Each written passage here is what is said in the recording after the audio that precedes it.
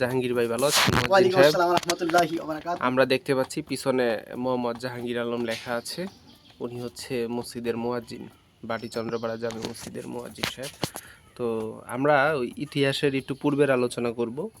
1943 সালে যে ভয়াবহ দুর্ভিক্ষ দেখা গিয়েছিল, এটা ব্রিটিশ পিরিয়ডে, এটা আপনি ভালো করে জানেন। তো সারা ময়মনসিংহে 5 কোটি মানুষ মারা যায়, আর ঈশ্বরগঞ্জে মারা যায় 3 কোটি মানুষ। এবং এই দুর্ভিক্ষটা হয়েছিল ব্রিটিশদের ট্যাক্সের কারণে। তারা কেন ট্যাক্স নিত এ সম্পর্কে বলেন। ব্রিটিশরা যে বর্তমানে যে আমি বলতে চাচ্ছি যে যে 1943 সালে যে ব্রিটিশরা আমাদের ওই একটা দুর্ভিক্ষের কারণে আমাদের এই ময়মনসিংহের মধ্যে অনেক লোক মারা যায়। এই ব্রিটিশরা আমাদের কাছ থেকে বিভিন্নভাবে খাজনা দিত, যেরকমভাবে ধরেন জমির খাজনা, হ্যাঁ, এরকমভাবে আরও ব্রিটিশরা শাসনের সময় আমাদের কাছ থেকে খাজনা নেওয়ার পরে আমাদের এই যে মানুষ অসহায় হয়ে পড়ে এবং এই যে এই দুর্ভিক্ষ আসে, এই দুর্ভিক্ষ আমাদের এই ময়মনসিংহের এই ক্ষতিগ্রস্ত বেশি হয়। এই ময়মনসিংহের ক্ষতিগ্রস্তের মাঝে তার মধ্যে এই আমাদের ঈশ্বরগঞ্জের যে মানুষের আরও বেশি ক্ষতিগ্রস্ত হয়, যে আমরা এই ক্ষতিগ্রস্ত রয়েছি, আমরা পূর্বেই থেকেই ক্ষতিগ্রস্তের সম্মুখীন। হ্যাঁ, আমাদের ব্রিটিশরা আমাদের কাছ থেকে খাজনা আমাদের কাছ থেকে চিনিয়ে নিত। হ্যাঁ, আমরা এই যার ফল থেকে আমরা এই অত্রহীন। হ্যাঁ, বেশি বক্তব্য দিলাম না, এই পর্যন্ত আমার ইতি। আর হচ্ছে স্যার, আর একটা কোয়েশ্চেন, সেটা হচ্ছে হিন্দুরা কেন রাজত্ব করতো? হিন্দুরা জমিদারিত্ব পাইতো, কিন্তু মুসলমানদেরকে কেন জমিদারিত্ব দিত না ব্রিটিশ সরকার? হিন্দুরা জমিদারি পাইতো তখনকার যে আমল, যে হিন্দুরা যে আমল, সে সময় তাদের ক্ষমতা অস্ত্র বিদ্রোহ ছিল বেশি। সে সময় আমাদের মুসলমানরা সে সময়, হ্যাঁ, ক্ষমতা ছিল না বেশি। এবং আর একটা বিষয় হলো যে ঐক্য, যে আমাদের মুসলমানদের মধ্যে যে ঐক্য ছিল না।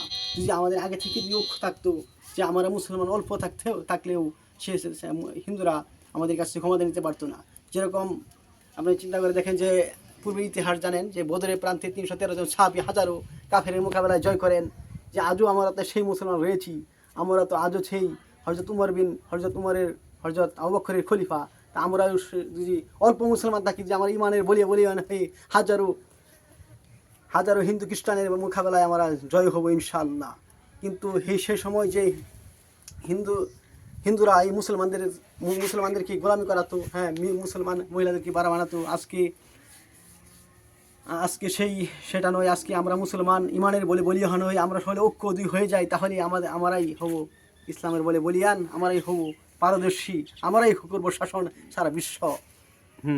ধন্যবাদ স্যার। আর একটা শেষ কোয়েশ্চেন, সেটা হচ্ছে বাংলাদেশ স্বাধীন হওয়ার পর 1975 সালে শেখ মুজিবের সময় একটা দুর্ভিক্ষ হয়, ভয়াবহ দুর্ভিক্ষ।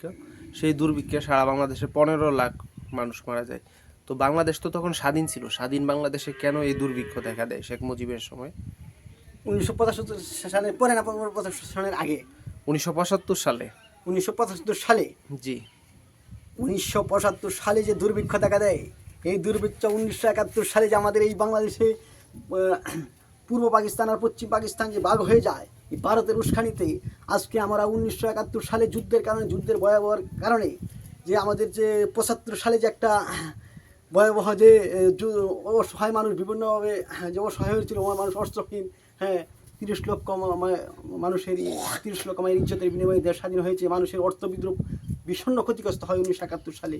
হ্যাঁ, যার ফলে যে 1975 সালে, হ্যাঁ, ভয়াবহ যে নির্মমতা আসে, যার ফলে কোটি কোটি মানুষ সে সময় ক্ষতিগ্রস্ত হয় এবং মানুষ অসহায় পড়ে না খায়া আমাদের এই বাঙালি এই পূর্ব পাকিস্তান ভীষণ অসহায় পড়ে যায়। হ্যাঁ, এই অসহায়ের মূল কারণে এটা 1971 সালে যুদ্ধের এই লারাদশা, এই মূল কারণ হয়ে গেল ভারতের উস্কানিমূলক। আজকে যদি আমরা এই ভারতের উস্কানিতে না পড়তো, ভারতের ফাম্পটি না পড়তো, তাহলে আমাদের এই দেশ এরকম হতো না। হ্যাঁ, এই পর্যন্ত আমার ইনশাআল্লাহ। ধন্যবাদ স্যার, অসংখ্য ধন্যবাদ।